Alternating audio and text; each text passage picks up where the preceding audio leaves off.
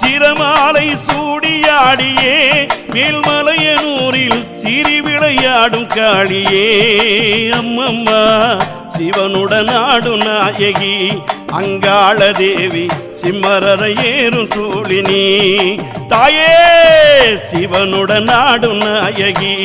அங்காள தேவி சிம்மரரை ஏறும் சூழினி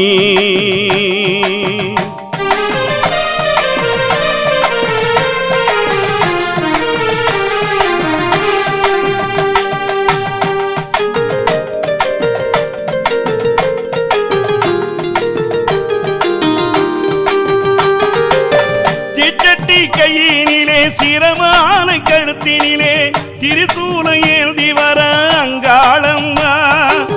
சிற்றுடுக்கை ஓசையிலே சீறி வரும் வேளையிலே சித்தாங்கு கட்டி வர ஒய்யாரம்மா